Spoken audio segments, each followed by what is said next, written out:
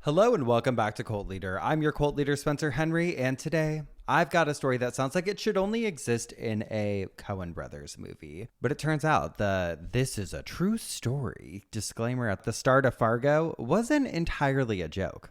Parts of it were in fact inspired by real events. Minnesota, we love you.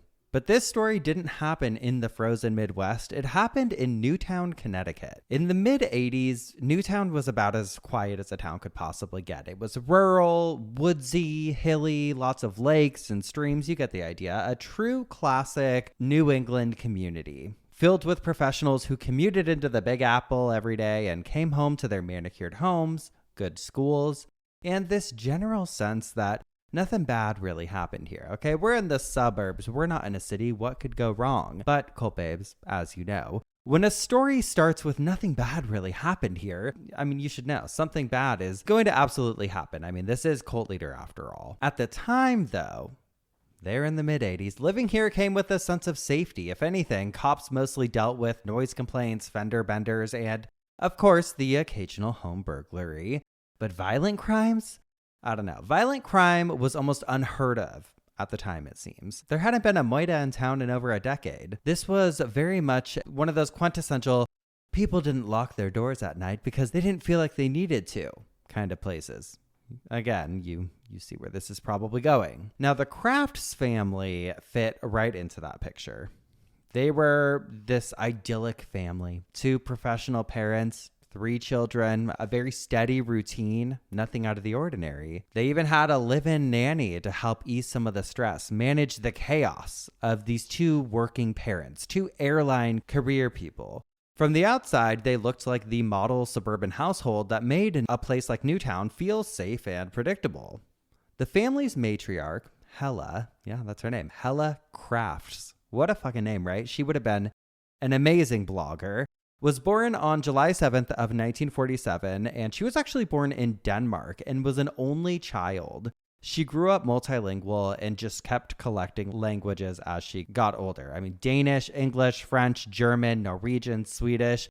By the 1960s, she was already living internationally, attending college in England, working as an au pair in France, and eventually becoming a flight attendant with Capital Airways flying African routes. Later, she would go on to join Pan Am, which, very chic, very international. And friends described her as just this really sweet, warm, magnetic gal, super smart, had her wits about her, the kind of person who made friends anywhere she landed. Neighbors liked her, coworkers loved her. She was just that girl.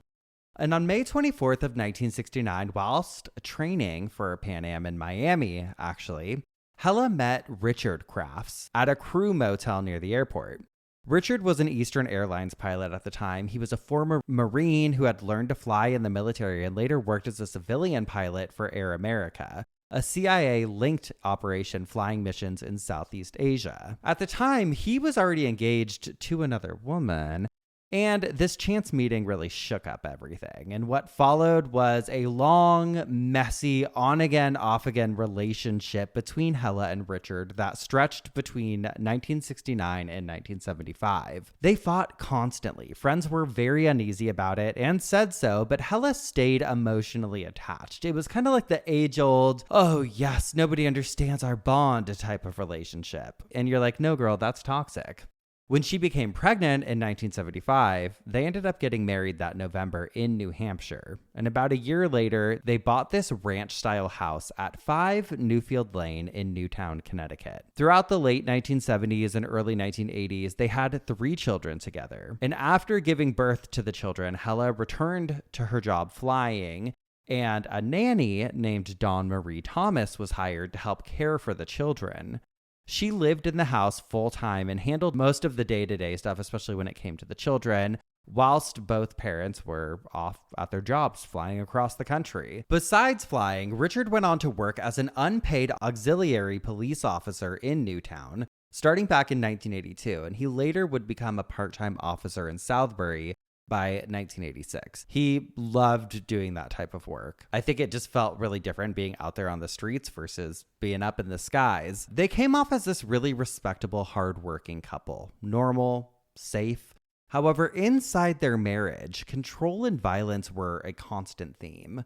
In its Hela's oldest time, Richard controlled all of the family's finances and blew a lot of his part-time job money on weapons, dozens of firearms, ammunition, grenades, crossbows, machinery, and tools, while Hela covered all of the household expenses. It didn't really feel super fair. And throughout the duration of their marriage, friends on occasion stated that they saw her frequently with bruises, and to some, she even quietly disclosed that Richard was in fact physically abusive on occasion.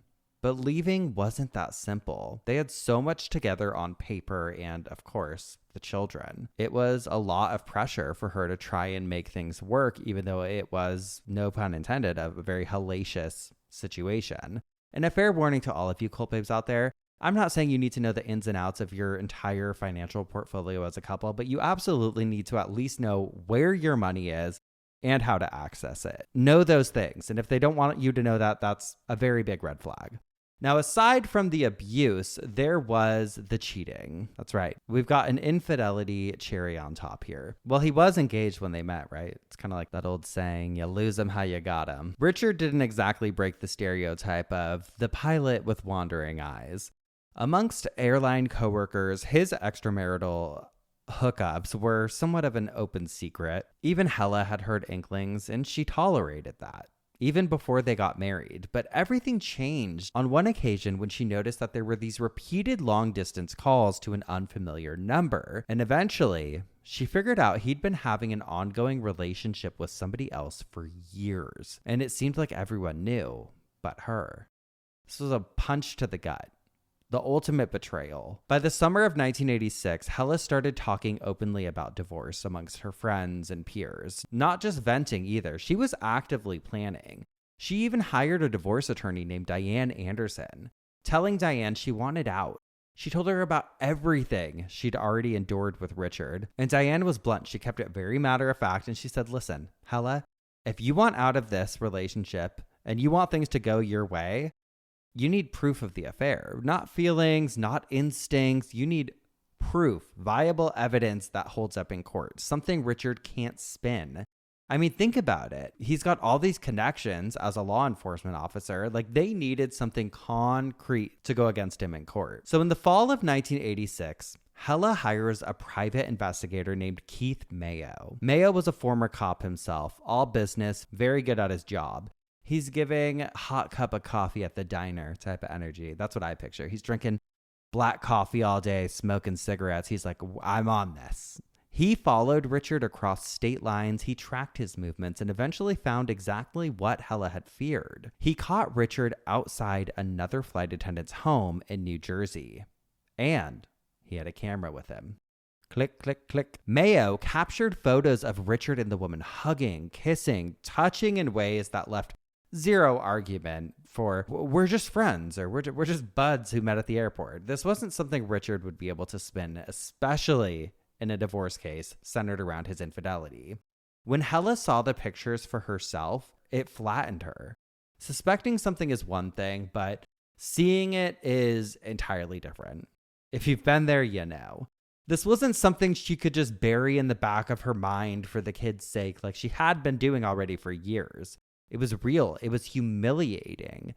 Friends later said she completely broke down. She was fucking done, and she was ready to leave Richard's cheating ass. Fuck you, Richard. Hela decided, I'm moving forward with the divorce. Immediately. But, of course, he's not going down that easy. That's when Richard decides he's going to become a problem. He refused to cooperate, dodged appointments, actively avoided being served with divorce papers. He agreed to meetings, then didn't show up to them. He made a lot of different excuses, just pretty much delayed anything and everything that he could, which unfortunately happens a lot in divorce cases. Every step that could have been straightforward, Richard made more difficult. And it became obvious fast that this wasn't going to be a calm or clean separation. It was going to be a fight. Things were going to get bloody. By early 1986, Hela had started telling friends, coworkers, anyone close enough to listen that she was afraid for her life. She said Richard had a temper on him and that she was scared of what he might do once he realized that this wasn't going away. She was going through with the divorce. She was not going to back down. And she said more than once, if anything happens to me, don't assume it was an accident. A chilling thing to reflect on later on. On November 18th of 1986, around 7 o'clock p.m., Hela landed at JFK Airport in New York after a long international flight from Frankfurt, West Germany. It had been a very tiring trip, but when she finally made it back that night, she was in a good mood. Thanksgiving was only days away, and she was really looking forward to thinking about how much time she was going to have with her kids, getting to just be home with them for the holidays. Instead of driving herself home, Hela caught a ride back to Connecticut with another Pan Am flight attendant who lived nearby. She left her Toyota Tercel parked in the Pan Am employee lot at JFK.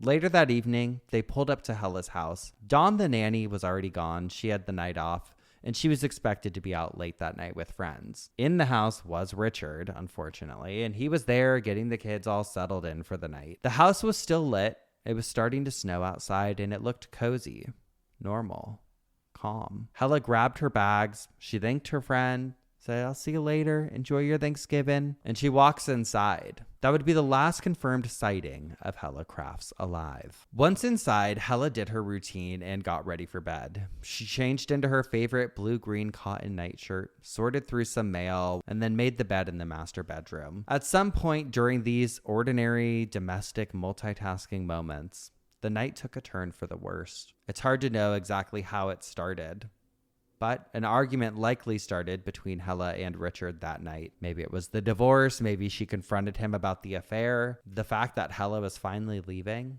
who knows? But what follows was pieced together from physical evidence left in the bedroom. Hela was struck at least twice with a blunt object, later believed to be a police flashlight. She fell forward and left a smear of blood on the side of her mattress. Blood soaked the bedroom carpet. Richard killed her right there in their bedroom while their kids were asleep just down the hall. Outside, the snow was piling up.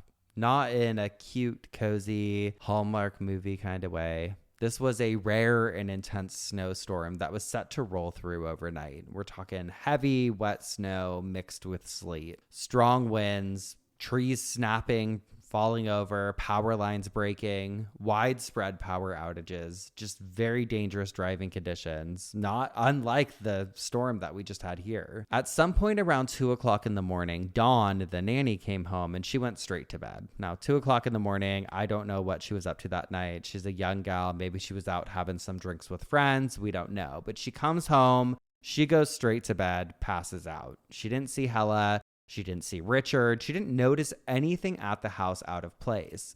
By that point, whatever had happened upstairs was already long over. Once she was home and in her room, sometime between about 2 o'clock and 6 o'clock a.m., Richard began erasing the events of that night.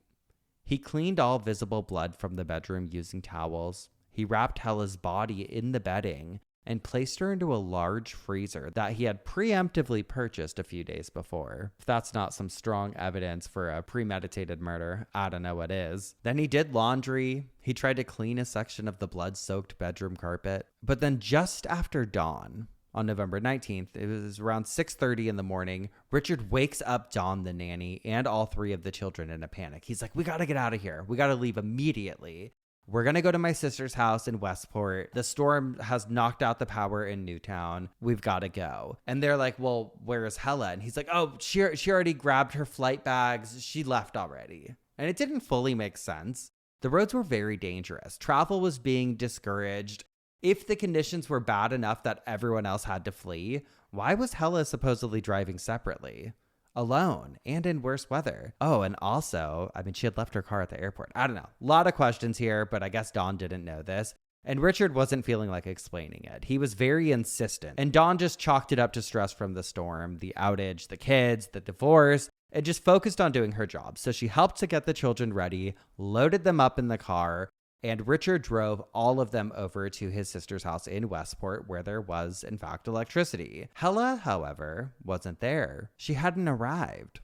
Richard didn't seem concerned, though. Almost as soon as they got out of the car, he left again, saying, oh, I'll be back later. After he dropped the kids off, he used his credit card to rent a large commercial wood chipper and a U-Haul truck. You can probably see where this is going. Very late that night, as the storm continued to blanket Connecticut, Richard drove the truck and the woodchipper out to River Road, a remote stretch near Lake Zoar. Snow and sleet kept most people off the roads. He probably assumed nobody would notice him there. However, that was a bold assumption, and he was in fact wrong. Around 3:30 a.m., Southbury snowplow driver Joseph Hine was clearing River Road when he saw something out of place. What the fuck was a U-Haul truck doing parked along the roadside with a woodchipper attached? Certainly no one was cleaning up mid-storm. But when Hine approached, a man stepped into view and motioned for him to just keep driving, just drive on past. So Hine did, assuming there was some legitimate reason for it, and he just continued plowing. 2 hours later, around 5:30 a.m., Hine, the snowplow driver, passes that same stretch of road again. And the truck was still there, but this time the back door of the U-Haul was open. He noticed that there were fresh wood chips inside the truck and scattered across the snow-covered shoulder of the road. Who chips wood in the middle of the night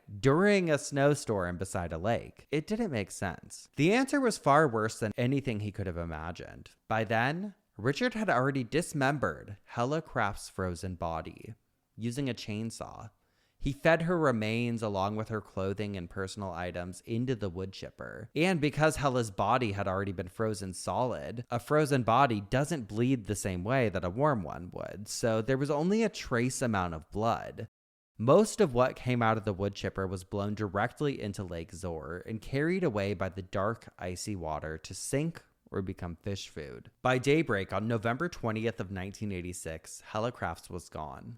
And I mean gone. That day, Richard began offering his first explanation for her absence. He told the nanny, the children, and a couple of friends that Hela had actually gone to Denmark to visit her very sick mother. It was sudden but necessary.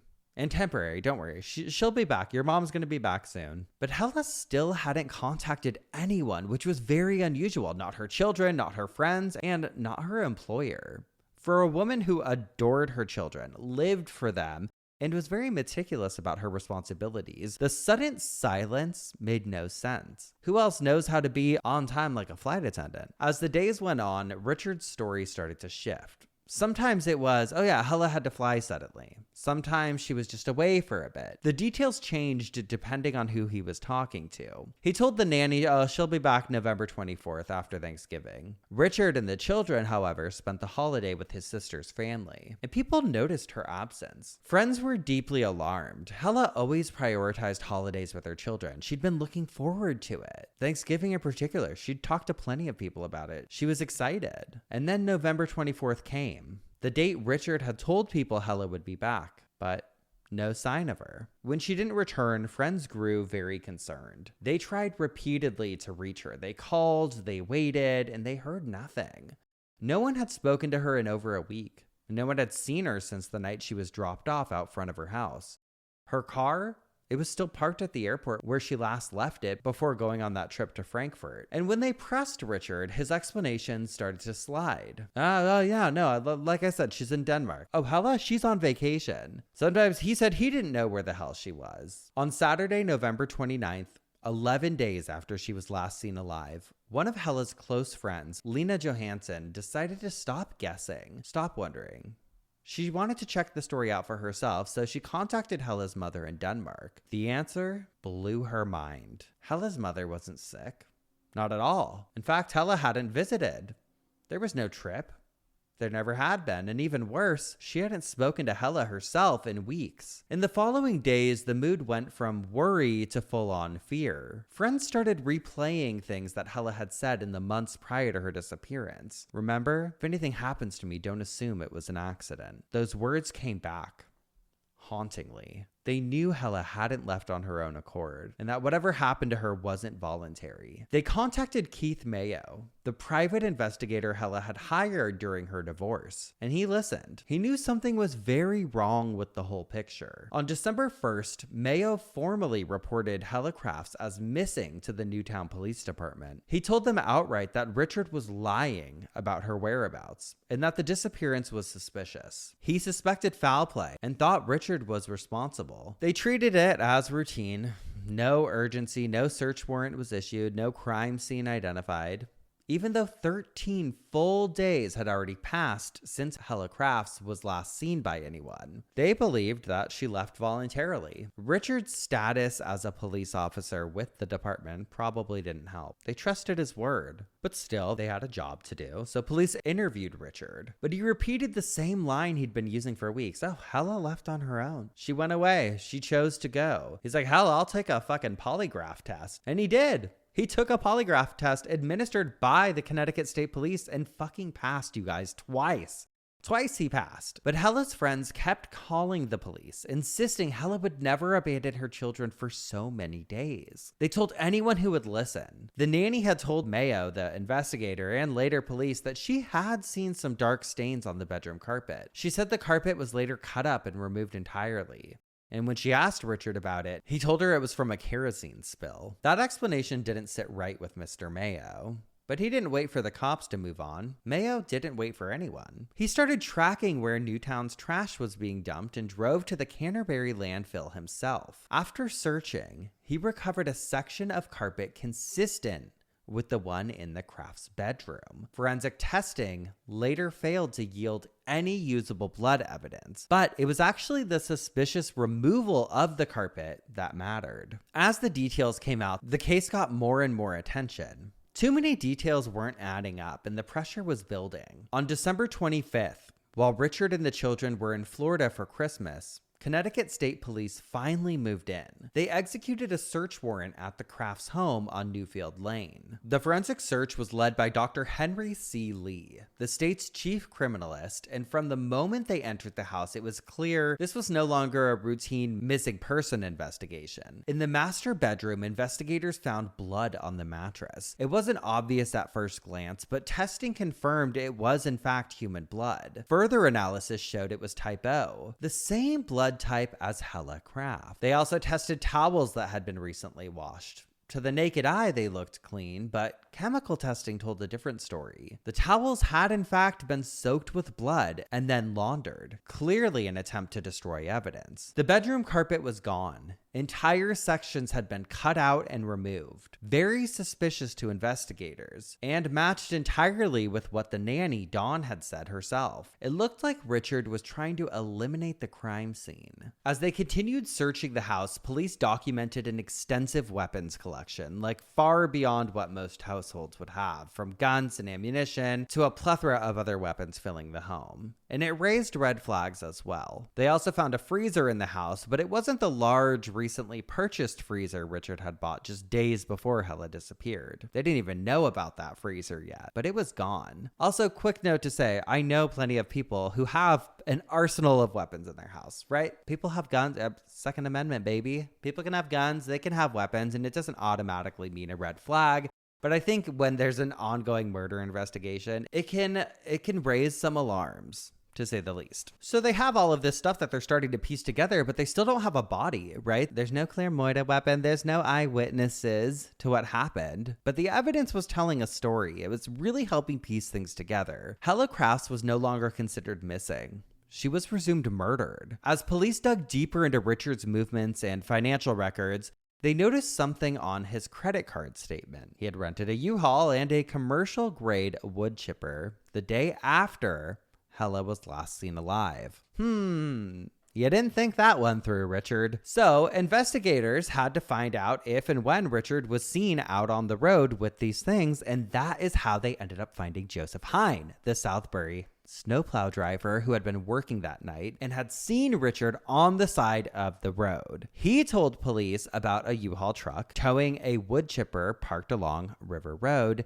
near Lake Zor, and how a man had motioned him to pass. How hours later, the truck was still there, with its rear door open, wood chips scattered across the snow. Hine even led the investigators to the exact spot. And at first, they saw nothing suspicious. But upon further notice, they started to notice some weird little fragments scattered around. After days of searching, they started to hit the jackpot. They found a piece of mail addressed to Hela Crafts, presumably from her pocket when she was sorting mail. Pieces of blonde hair, Hela's color, clothing fragments, the color of her favorite nightshirt, and then came the bone fragments, human tissue, a fingernail painted pink, a match to the same polish Hela had at her house. At that point, the search exploded into something much larger. Evidence tents, they're sifting through wood chips, divers working in freezing water. The water level at the dam was lowered to expose more shoreline so that more evidence could be seen. And the lake, she was fucking talking, honey. She was giving them answers. Okay, and then get this. In early January, a chainsaw was recovered from the water. A fucking chainsaw, you guys, and its serial number had been damaged.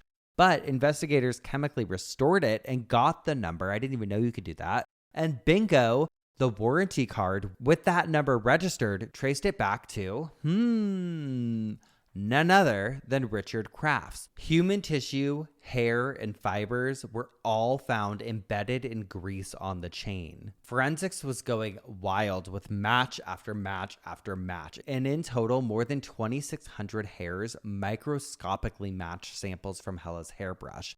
Bone fragments were confirmed to be human, and the blood, of course, was typo positive, just like Hela. And then a tooth was recovered with a crown on it, and dental is very telling. Forensic teams compared it to Hela's dental records and confirmed the match with absolute certainty. It was hers. On January 13th, 1987, after weeks of painstaking forensic analysis, the Connecticut medical examiner made a decision. Based on the human remains recovered from Lake Zor, the state officially declared Hela Crafts dead and issued a death certificate. That single document cleared the final legal obstacle. Until then, investigators had overwhelming evidence, but no formal confirmation that a homicide had occurred, so they couldn't make an arrest. Now, they had everything they needed, and within hours, police were ready to get their guy. Later that night, Connecticut State Police surrounded Richard Crafts' home on Newfield Lane. They approached cautiously. Well, I should say Hela Crafts' home, since she was paying the fucking bills. They approached cautiously, knowing his background as a part-time police officer and a man who kept an extensive collection of weapons inside the house. Plus, we've got the 3 children that are still inside the house, and the situation stretched on through the night as officers tried to get him to come out peacefully. He hung up on officers more than once, and at one point, Richard refused to cooperate at all, telling police, I'm tired, we'll take care of this in the morning. Richard, darling, that's not happening. After hours of negotiations, just after midnight, Richard finally surrendered. He was taken into custody without injury, and at his arraignment, bail was set at $750,000. This was the first time in Connecticut history that prosecutors moved forward with a murder charge without ever recovering an intact body. Truly a historical case. The first trial began in May of 1988 in New London, Connecticut. And from the start, it was obvious this was not going to look like a typical murder prosecution. There was no body, there was no single crime scene, no moment where everything really neatly came together. The state's case rested almost entirely on forensic evidence, trace evidence, and the slow, methodical dismantling of Richard Crafts' version of events. The defense went exactly where you'd expect. They started to attack the chain of custody. They questioned the reliability of forensic techniques that were still considered emerging at the time. They suggested evidence contamination, evidence planting, overreach. They argued that without a body, there was no murder, just speculation based on coincidence. Come on, Your Honor, our client is not guilty. Yes, he rented the wood chipper and the U-Haul that also contained all of his wife's DNA, but I mean, come on. And yes, they were in the middle of a tumultuous divorce. She was trying to leave him because he's a fucking abusive asshole. I don't know. Anything they could do on the defense to try and create reasonable doubt. And the prosecution didn't try to dodge the absence of the body. They leaned straight into it. They weren't apologizing for what wasn't there. They explained why it wasn't there. You fucking put her in a wood chipper. They walked the jury through how the body could be deliberately destroyed and what tools made that possible. All of the gory details. More than 100 witnesses testified, and jurors were asked to understand hair microscopy, bone fragment identification, tool mark analysis, blood typing, and detailed reconstructions of events that no one had witnessed firsthand. The material they had to review was technical. It was disturbing, and it was nonstop. They were exhausted. The trial dragged on for nearly 4 months. When the jury finally began deliberations, they stayed locked in for 17 days. 11 jurors were convinced. 1 was not. That juror eventually refused to deliberate any further, flatly unwilling to change his position or continue any sort of discussion. After months of testimony and weeks of deliberation, the case collapsed. And on July 15th of 1988, a mistrial was declared. The state tried again. The second trial began in September of 1989 in Norwalk, deliberately moved away from Newtown to reduce local bias, media saturation, and juror fatigue. And while the evidence itself hadn't changed, what they did change was how the story was presented to the jurors. The prosecutions learned where jurors struggled, where the confusion crept in, and where clarity mattered the most. The case was presented a lot more neatly. We'll say they were a lot more organized. So this time the jury didn't get lost. They in fact deliberated for less than 3 days. And then on November 21st of 1989, Richard Crafts was found guilty of murder, sentenced to 50 years in prison with no eligibility for parole under Connecticut law at the time. Again, this was a historical case, the first murder conviction in Connecticut history secured without a recovered body. It changed what prosecutors believed was ever possible, all thanks to forensics. In fact, the case became the very first episode of Forensic Files. It influenced the plot of Fargo, and with that, whether we knew it or not, cemented itself as part of pop culture history. Now we have an update. Recently, in January of 2020, Richard Crafts was released from prison under Connecticut's statutory good time credit system. Even though he served time, the release was obviously deeply controversial. He was placed in a halfway house in Bridgeport, but after several months, he was removed from the halfway house and transferred to a homeless shelter for veterans, also in Bridgeport. I don't know what happened to him afterwards, but that's a fucking fall from grace. All over some loser man not willing to accept a divorce. I have no idea what happened to the children. I think they were placed with family members and kept away from tabloids and the press and are hopefully healing somewhere. The nanny too. I mean, what a fucking thing to be a part of. And that is the very true story of a horrific murder that would forever change the town of Newtown. I'll see you next time. And until next time, if your wife wants a divorce, let her dip, because you'll surely be caught trying to turn her into wood chips. Goodbye.